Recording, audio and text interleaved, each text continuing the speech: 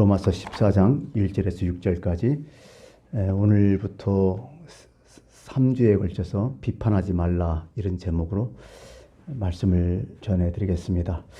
지금 우리들은 로마서 12장부터 이제 신앙생활을 어떻게 할 건가, 예수 믿는 사람들은 어떻게 살아야 될 것인가 계속 말씀하고 있잖아요. 오늘은 비판하지 말라, 비판하지 말며 살라, 그 얘기를 하는 거죠.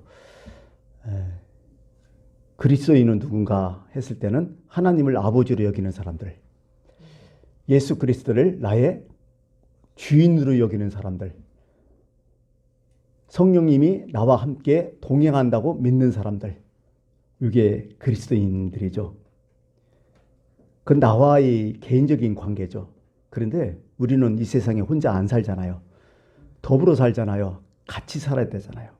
그래요. 하나님의 관계는 이렇게 형성돼요. 하나님은 우리 아버지, 예수님을 우리 구주, 성령님이 나와 동행하시고 인도하시는 분. 근데 나의 이웃과의 관계는 어떻게 되느냐? 나의 이웃과의 관계는 어떤 마음을 품느냐? 그냥 형제 자매로 여기라는 거야. 우리가 보통 성만찬 할 때 예수님의 피와 살을 상징해서 떡과 포도주를 나누잖아요. 어떻게 보면 한 형제라는 얘기죠. 우리가 그걸 먹고 영생을 얻고 하나님의 자녀가 됐다는 그 증거도 되지만은, 다시 말해서 그 빵을 서로 뜯어 먹으며 그 잔을 서로 나눌 때는 형제 자매와 같다. 하나님 나라가 사는 형제 자매가 된다. 이렇게 얘기를 할 수 있죠. 그러니까 이웃과의 관계는 형제 자매처럼 여기라. 이런 마음을, 이런 관계로 살아간다는 거죠. 그러면 세 번째, 사람만 사나요, 이 세상에? 아니죠. 자연과 더불어 살잖아요. 지금 상당히 기후 때문에 되게 힘들어요. 누구 때문에 힘들어요?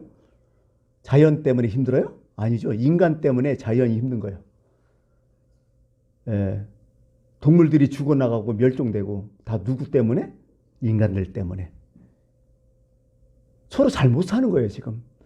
자기만 잘 살라고, 자기만 편하게 살라고 하다 보니까 그 주변에 있는 자연들이 자꾸 망가진다는 뜻이죠. 참 그런 거죠, 이게.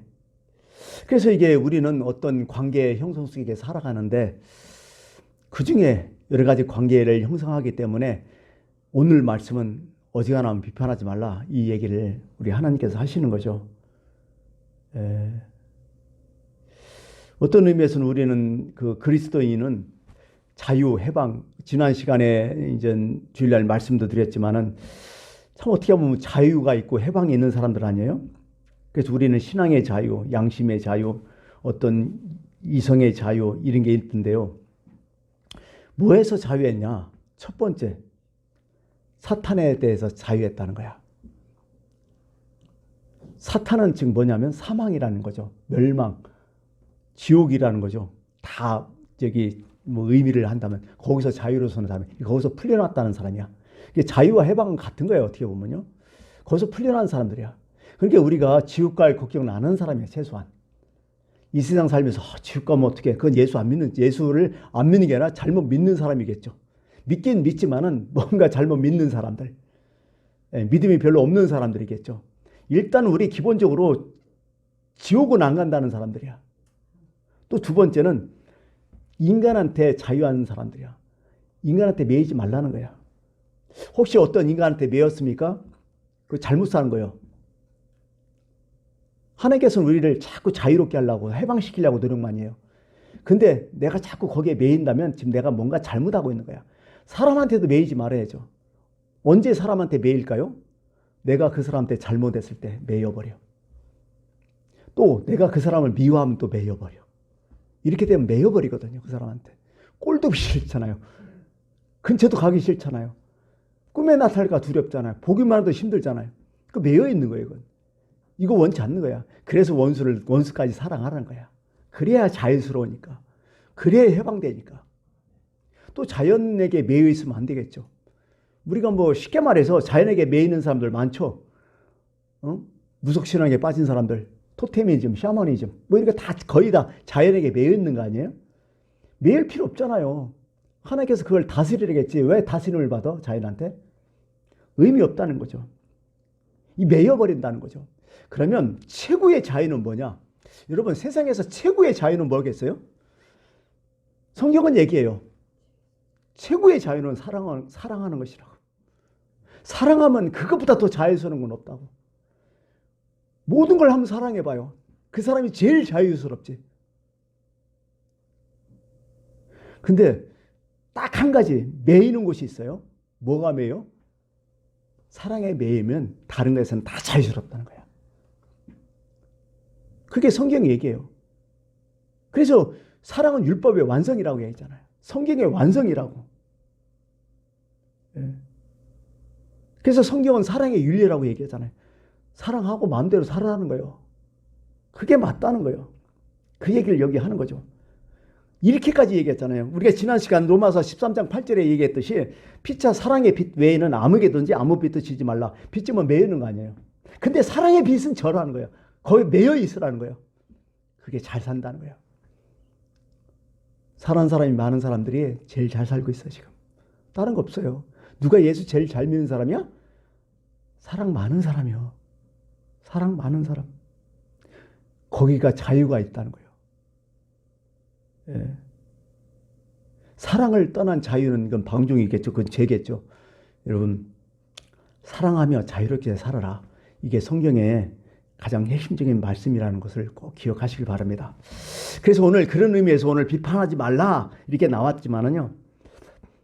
비판은 일단 사랑이 아니라는 거예요. 근데요, 제가 비판하지 말라 좀 해석이 좀 그래요. 여러분, 비판하지 않고 사는 사람이 세상에 어디 있어? 다 비판하잖아, 우리. 뭐가 문제 있으면 정치, 경제, 사회 다 비판하는 게 많잖아요. 또 비판하에 건전성이 있어요.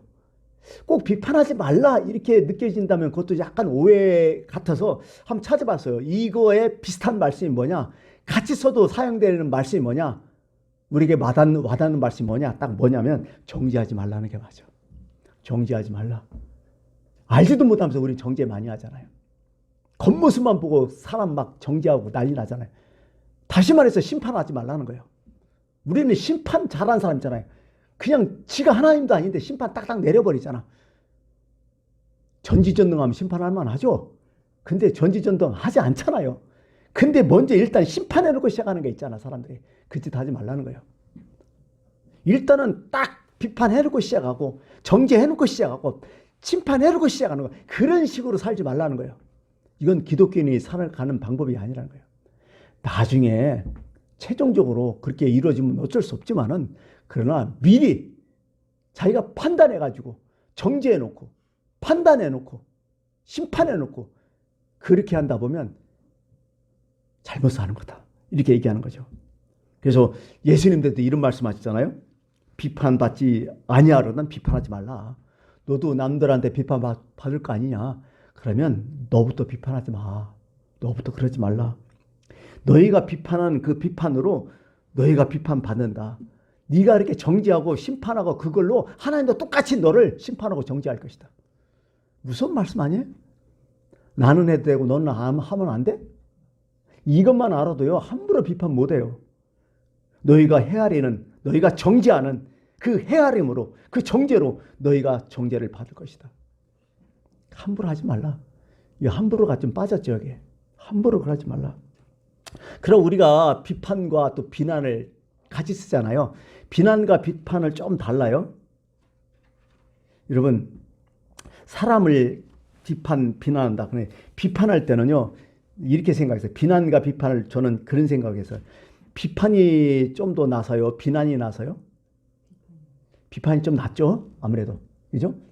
비판과 비난의 가장 큰 차이점은 대안이 없어. 비난은. 그냥 막 몰아놓고 막 욕만 하고 끝나는 거야. 대안이 없어. 근데 비판은 대안까지 얘기해 주는 사람. 같이 아픔까지 흡수하는 사람이 어떻게 보면. 그리고 비판은 그 사람 살리려고 하는 거지 죽이려고 하는 게 아니야. 근데 비난은 그 사람 죽이려고 하는 거야. 같은 말이라도 비판이 될 수 있고 비난이 될 수 있어요. 여하튼 우리는 어지간하면 난 사람 비난하지 말아요. 욕하지 말아요. 나쁜 소리 하지 말아요. 어지간하면. 그러고 그 사람이 정말 욕을 얻어먹을 짓을 했다. 진짜 나쁜 짓을 했다. 그러면요. 먼저 자기 자신부터 돌아보아야 돼.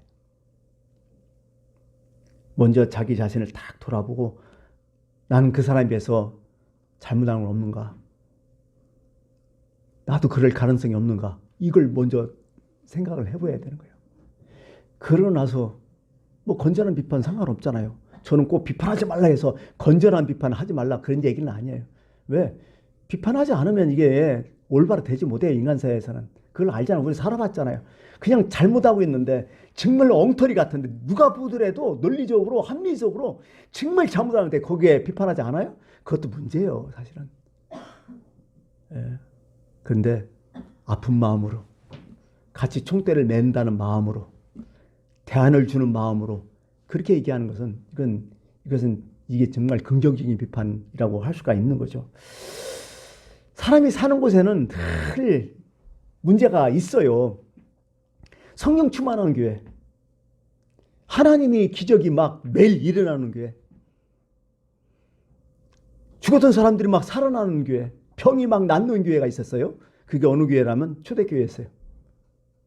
정말 그랬거든요. 근데 초대교회 안에 문제가 터졌어요. 어떤 문제가 터졌냐?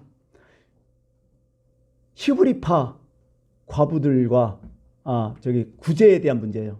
제목을 단다면 구제의 문제. 뭘 도와주는 문제 교회에서. 근데 누구를 도와줬냐? 그것은 과부들을 도와줬다는 거죠. 여기서 과부는 누구냐? 호불 단신. 남편도 죽고 아무도 죽고 60이 넘은 그런 할머니. 이제 되게 오래 사신 분이죠. 이 당시만 보면 뭐 평균 연령이 훨씬 넘으신 분.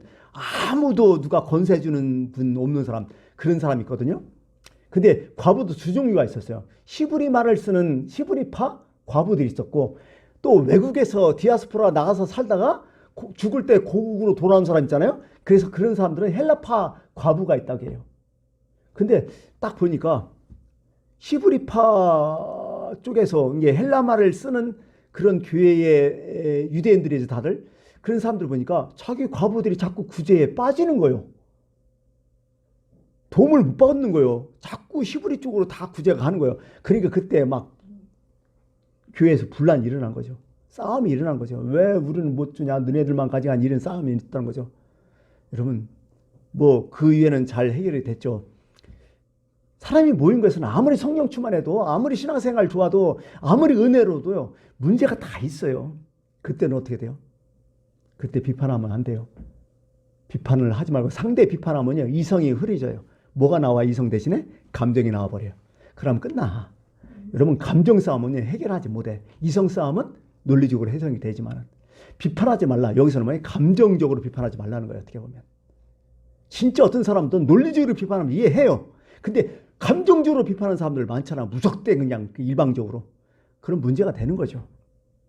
그런 의미에서 비판하지 말라. 저는 이렇게 해석을 하고 싶어요. 무조건 뭐 비판하지 말라. 여러분 욕심이 잉태한 지 죄를 낳고 그래서 무조건 욕심내지 말라. 그것도 사실 문제예요. 왜? 욕심 중에서도요. 좋은 욕심 많거든. 그것도 골라서 좀 해야 돼요. 무조건 욕심 안 내요? 여러분 욕심 안 내면요. 이게 의욕이 없어요. 사람은. 욕심 많은 사람이 성공할 확률이 커요. 또. 그러니까요. 욕심도 좋은 욕심이 있고 나쁜 욕심이 있잖아요. 이걸 좀 골라서 좀 했으면 좋겠어요. 무조건 교회에서 뭐 하지 말라 뭐 하지 말라 이것도 논리적으로 많지 않아. 저는 사실 누가 그래 나는 몰랐는데요. 같이 있는 어떤 목사님이 그러더라고요. 목사님은 딱 봐도요. 무진장이 논리적이라고. 저도 성격이 그래요. 이게 앞뒤가 안 맞으면 막 아이고 너무 힘들어 괴로워갖고. 합리성이 맞아야 돼. 타당성이 있어야 돼. 난 모든 게. 그거 없으면 너무 힘든 거예요. 저는 그렇게 생활을 했지만 남들이 그렇게 얘기할 때는 아 역시 내가 그랬구나 이렇게 느낌이 있었죠. 왜냐하면 성경을 읽어봐도 너무 논리적인 거예요. 성경이. 요한복음 7장 24절 마음에 두고 있어요. 저는 여러분들은 잘 모르는 구절이요.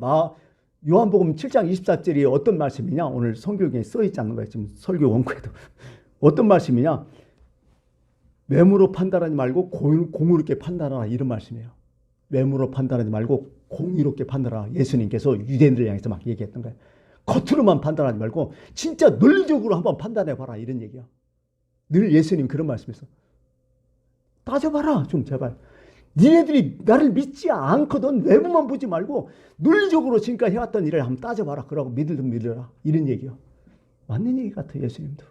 하여간 여기까지 하고 일단은 비판하지 말라. 참 비판도요. 좋은 비판 괜찮아요. 할만해요. 예. 비판이 없을 수가 없어요. 여러분들 다 예수 믿잖아요. 예수 믿는다고 확 바뀌어요? 사람은 때려 죽여도 안 바뀌어요. 잘. 천천히 바뀌지 금방 안 바뀌어. 뭐 봄의 새싹처럼 금방 변하지 않아요. 평생 동안 바뀌어. 바뀌긴 바뀌대 내가 보니까. 계속 허물투성이요. 나만 봐도요. 한 가지 고치는 것이 보통 일이 아니야. 근데 우리가 사실 성숙으로 나아가잖아 다들. 결국 성숙으로 나아간다는 것은 지금 현재 미성숙이라는 거예요. 성숙이 아직 안 됐다는 거예요. 그러니까 허물투성이가 맞아요. 근데요. 누가 제일 많이 바뀔까요? 역시 겸손한 사람이 제일 많이 바뀌어요. 내가 보니까. 겸손한 사람이 제일 많이 바뀌더라. 겸손이 뭐냐? 자기를 많이 바뀌어나간 사람이 제일 겸손한 사람이에요. 겸손 자꾸 얘기를 하는데 내가 살아보니 누가 제일 겸손하냐? 정말 자기 자신을 잘 바꿔나가는 사람이야. 올바른 쪽으로. 사도 바울이 얘기했지. 내가 내 몸을 쳐서 복종한다고 복종시킨다. 그 사람이 겸손한 사람이야.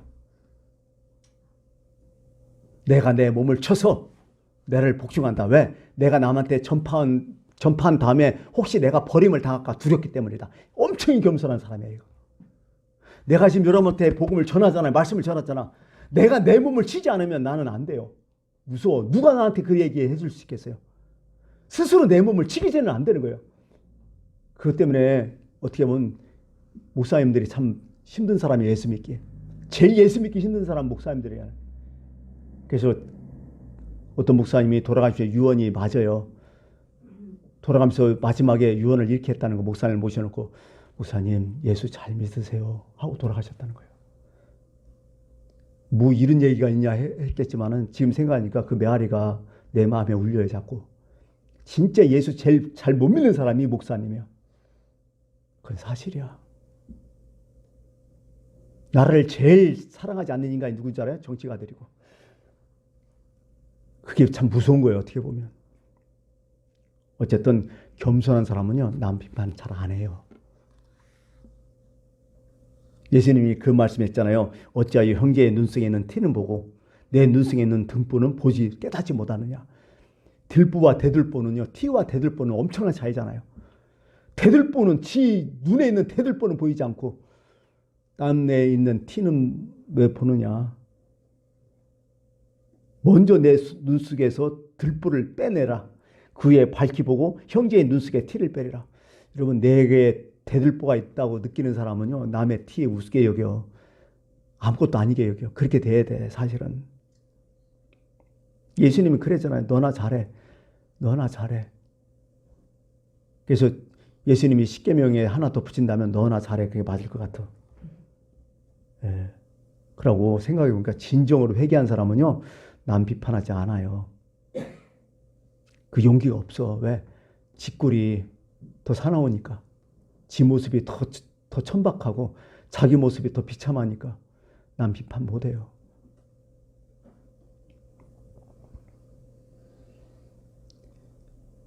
비판할 일 많아요. 살아보니. 근데 나이 먹음으로써 성숙한 사람들은 비판이 자꾸 줄어드는 것도 사실이에요. 어제라는 그냥 넘어가잖아요. 그전에는 저런 일을 했으면 막 그냥 막 죽일 놈 살릴 놈 했을 텐데 지금은 그냥 넘어가잖아. 많이 성숙한 거예요. 남들 볼 때 저 내비둬? 이렇게 한 것도 그냥 넘어가잖아요. 엄청 성숙한 거야.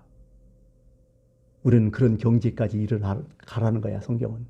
비판하지 말라는 그 의미가요. 꼭 비판하지 말라 이런 뜻이 아니라 비판도 수준이 있다는 거야. 그런 의미에서 오늘 이렇게 여기 얘기하는 거죠. 여기 보니까 믿음이 없는 자를 어떻게 다 비판하지 말고 3절 보니까 이는 하나님이 그를 받으셨습니다. 그냥 받아들이라. 그래서 비판하지 않는 거 아니야. 그냥 받아주는 거 아니야. 잘못했으면 받아주니까 비판하지 않는 거야. 그런 마음을 좀 펴라. 이 얘기를 여기 쭉 하고 있는 거죠. 그래서 한 5분만 더 하다가 마칠 텐데요. 여러분, 지금까지 한 번도 안 싸워본 사람 있어요? 없을 거예요. 그죠? 어렸을 때부터 싸웠어. 사람은 태어나자마자 싸우게 돼 있더라. 내가 보니까. 안 싸운 사람 없더라. 누구랑 제일 많이 싸워요? 가족끼리 제일 많이 싸우잖아. 그래서 가족인 것 같아. 그죠? 가족끼리 참 많이 싸워요. 싸우면서 컸어요. 지금 생각해보면 참 그때는 유치했어. 싸움이. 그죠? 그거하고도 싸우고 막 그러잖아요. 지금은 어떻게 돼요? 안 싸우잖아요, 또. 받아들인 거야, 사실은. 근데요, 제일 많이 싸우는 사람이 있어. 누굴까? 레벨이 같은 사람.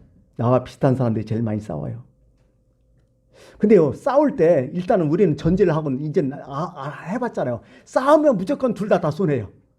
여러분, 전쟁 나면 글쎄 전쟁의 승리자가 있어요? 누가 이겼다 자꾸 역사는 그렇게 기록하는데 전쟁의 승리자가 있어요? 절대로 없어요. 전쟁에.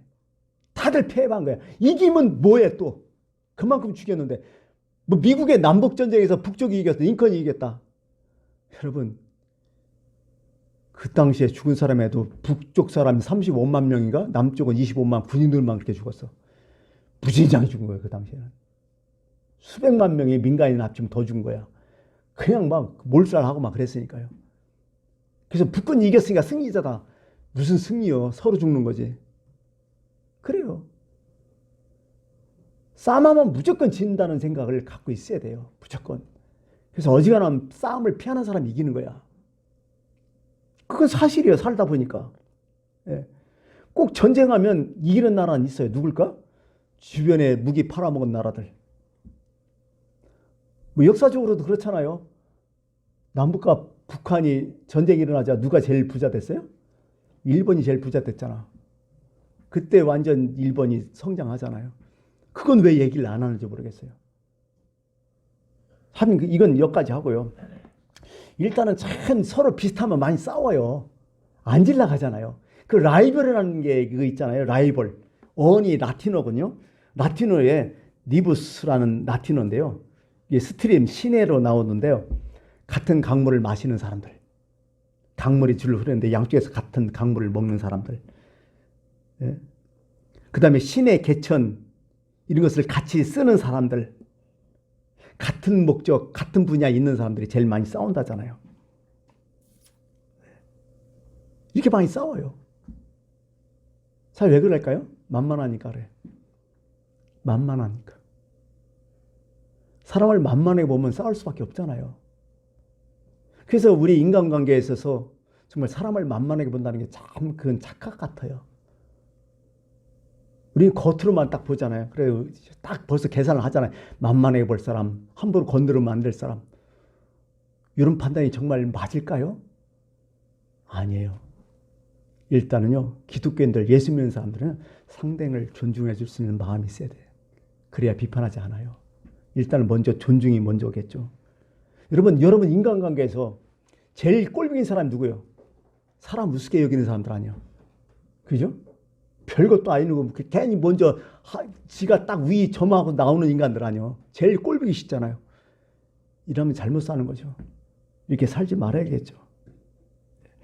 어쨌든 참 이 말씀을 통해서 참 세상은 많이 싸운다는 거예요.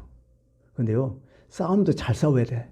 꼭 싸우지 말라 이것도 좀 잘못됐어. 싸울 때는 싸워야 되거든요. 근데 저번에 우리 이게 또 정치적인 얘기가 될 줄 몰라서 좀 걱정돼. 말만 하면 최저시급 문제 때문에 엄청 싸웠잖아요. 그때 최저시급 문제 때문에 가장 큰 문제가 뭐였어요?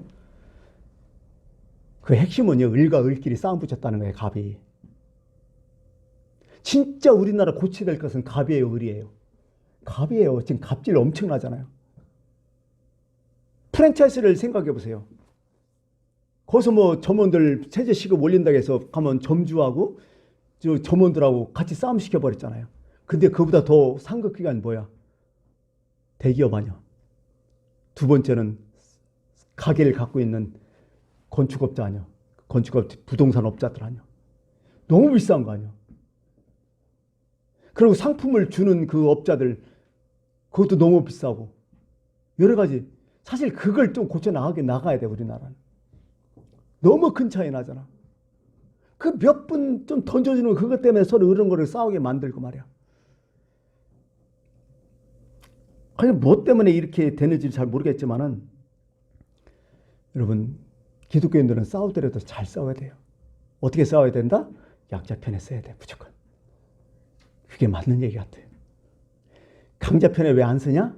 아니 약자가 잘못했으면 이건 할 수 없지만은요. 대부분 비슷하다면 약자 편에 쓰게. 이미 강자는 이미 자기 상을 다 받고 있는 사람들이에요.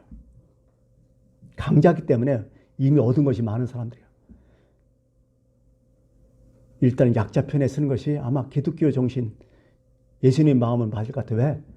딱 봐도 예수님께서 공생의 기간 동안 누구 편에 쓰셨어요? 바리새인, 율법사, 서기관들 편에 쓰셨어요? 아니면 죄인과 고아와 과부들 편에 쓰셨어요? 딱 보면 알잖아요. 상식적으로, 논리적으로. 그러므로 기독교인들은 뭘 비판하기 전에 일단 약자 편에 서줄 수 있는 여러분들 그런 마음이 있었으면 참 좋겠습니다. 오늘 여기까지만 하겠습니다. 기도합니다.